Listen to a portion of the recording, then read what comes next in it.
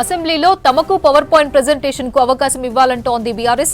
ఇదే విషయంపై స్పీకర్ కు లేఖ రాశారు మాజీ మంత్రి హరీష్ రావు. ఇదే ఇష్యూపై మాజీ సీఎం కేసీఆర్ ను కలిశారు కేటీఆర్, హరీష్ రావు. అసెంబ్లీలో అనుసరించాల్సిన వ్యూహంపై చర్చించినట్లు తెలుస్తోంది. అసెంబ్లీలో తమకు పవర్ పాయింట్ ప్రెజెంటేషన్ కు అవకాశం ఇవ్వాలంటోంది బీఆర్ఎస్. ఇదే విషయంపై స్పీకర్ కు లేఖ రాశారు మాజీ మంత్రి హరీష్ రావు. ఇదే ఇష్యూపై మాజీ సీఎం కేసీఆర్ ను కలిశారు కేటీఆర్, హరీష్ రావు. అసెంబ్లీలో అనుసరించాల్సిన వ్యూహంపై చర్చించినట్లు తెలుస్తోంది. ఇక ఇదే ఇష్యూకు సంబంధించి పూర్తి డీటెయిల్స్ శివారెడ్డి లైవ్ లో అందిస్తారు. శివారెడ్డి, సర్కార్ కు కౌంటర్ గా బీఆర్ఎస్ ఏం చేయబోతోంది?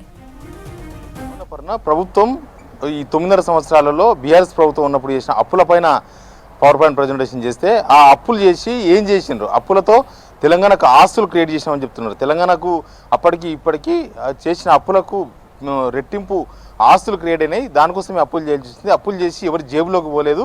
అదంతా తెలంగాణకు ఆస్తులు క్రియేట్ చేసే ప్రయత్నం చేసినాము. సంక్షేమ పథకాల అమలుకు, తర్వాత ఇరిగేషన్ ప్రాజెక్టులు, 24 hours పవరు, ఇట్లా కొన్ని తెలంగాణ రాకముందు జనాల కష్టాలను తీర్చే ప్రయత్నంలో భాగంగా అప్పులు చేసినామని చెప్పే ప్రయత్నం బీఆర్ఎస్ చేస్తుంది. అందుకే ప్రభుత్వం పవర్ పాయింట్ ప్రెజెంటేషన్కి ఇప్పటికే పర్మిషన్ తీసుకుంది స్పీకర్ ఆఫీస్ నుంచి. సేమ్ బీఆర్ఎస్ కూడా కొద్దిసేపు క్రితమే మాజీ మంత్రి హరీష్ రావు స్పీకర్కు లేఖ రాసిండ్రు. మాకు కూడా అవకాశం ఇవ్వాలి, పవర్ పాయింట్ ప్రెజెంటేషన్ మేము కూడా ఇస్తామని. దానికి తగ్గట్టుగా ప్రిపరేషన్ కూడా అవుతుంది. మొన్న నుంచి ప్రిపరేషన్ స్టార్ట్ చేసిండ్రు. నిన్నంతా మాజీ మంత్రులు ఇద్దరు, కేటీఆర్, హరీష్ రావు ఇద్దరు సీరియస్ ప్రిపరేషన్ చేసిండ్రు. పొద్దంతా ఇక్కడనే అసెంబ్లీలో బీఆర్ఎస్ ఎల్పీ ఆఫీస్ ఉంటుంది. హరీష్ రావు ఇక్కడనే ఉన్నారు.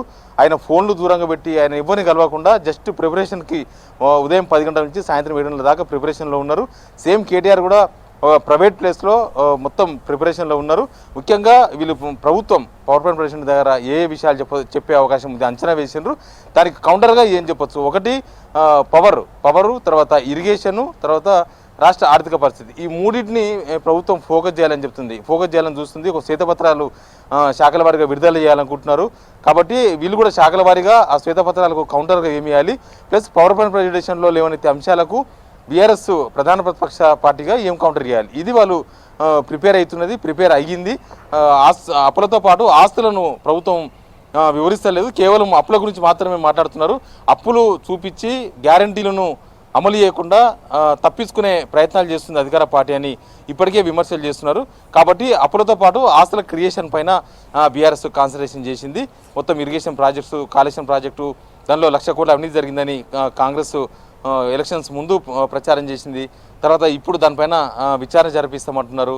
ప్లస్ 2 ఫియర్స్ కుంగిపోయి మేడిగడ్డ బ్యారేజ్ ప్రస్తుతం ఆ స్టేజ్లో ఉంది. ఇవన్నీ కూడా అధికార పార్టీ మాట్లాడితే దాని కౌంటర్గా వీళ్ళు ఏం మాట్లాడాలనేది డిసైడ్ అయ్యారు. ప్లస్ పవర్ విషయంలో కూడా వేరే రాష్ట్రాల నుంచి కొనుగోలు, తర్వాత ఇక్కడ 24 hours పవర్, దీనికి సంబంధించిన ఇష్యూ మొత్తం అసెంబ్లీ వేదికగా వివరించాలని వాళ్ళు కూడా భావిస్తున్నారు. బట్ బీఆర్ఎస్కు పవర్ పాయింట్ ప్రెజెంటేషన్ ఇచ్చేందుకు అనుమతి రాకపోవచ్చు అని ఒక అంచనా ఉంది. ఒకవేళ అనుమతి రాకపోతే మోడల్ ద్వారానే, పవర్ పాయింట్ ప్రెజెంటేషన్ ద్వారా కాకుండా మోడల్ ద్వారానే కౌంటర్ చేయాలని బీఆర్ఎస్ అనుకుంటుంది. నిన్న సాయంత్రం 7 తర్వాత మాజీ మంత్రులు హరీష్ రావు, కేటీఆర్, కొద్దిమంది ఎమ్మెల్యేలు కేసీఆర్తో సమావేశమైనారు. కేసీఆర్ కొన్ని సూచనలు చేసినారు. అసెంబ్లీలో ఎట్లా కౌంటర్ చేయాలి, అసలు అప్పులు ఎట్లా చేసినారు, ఎఫ్ఆర్బిఎంకు లోబడి అప్పులు చేసినప్పుడు అది కేంద్ర ప్రభుత్వ సూచన మేరకు, కేంద్ర ప్రభుత్వ పర్మిషన్ మేరకి అప్పులు చేసినట్టు, అప్పులు చేస్తే అది ప్రైవేట్ అప్పులు కాదు, అది తెలియకుండా చేసే అప్పులు కాదు, ఖచ్చితంగా తెలిసి చేసే అప్పులే. ఆ అప్పులను వివరించేందుకు ఇబ్బంది ఏమి లేదు. దానికి సంబంధించిన కొన్ని సూచనలు, సలహాలు ఇద్దరికి, కేటీఆర్కు, హరీష్ రావుకు కేసీఆర్ సూచనలు చేసినారు. ప్లస్ ఆస్తుల క్రియేషన్ ఎట్లా జరిగింది, తెలంగాణ రాకముందు, తెలంగాణ వచ్చిన తర్వాత, ఈ రెండింటిని బేరీజ్ వేసి చెప్పాలి. వాళ్ళు కేవలం ఈ 9.5 ఏళ్ల పాలన, దానిలో అయిన అప్పులు, దీని గురించి మాత్రమే మాట్లాడతారు. కానీ అంతకుముందు ఉన్న సిచ్యువేషన్ ఏంది, తర్వాత తెలంగాణ వచ్చిన 9.5 ఏళ్ళలో ఏమేమి డెవలప్ అయినాయి, ఎట్లా క్రియేషన్ జరిగింది, ఇదంతా కూడా ఎక్స్ప్లెయిన్ చేయాలనేది సీఎం కేసీఆర్ హరీష్ రావుకు, కేటీఆర్కు చేసిన సూచన. ఈరోజు కూడా ప్రిపరేషన్ నడుస్తుంది. ఈరోజు కూడా వాళ్ళకు అందుబాటులో ఉన్న కొద్దిమంది నిపుణులు, తర్వాత పార్టీలో ఉన్న నిపుణులు వాళ్ళతో ప్రిపరేషన్ చేస్తూ ఉన్నారు.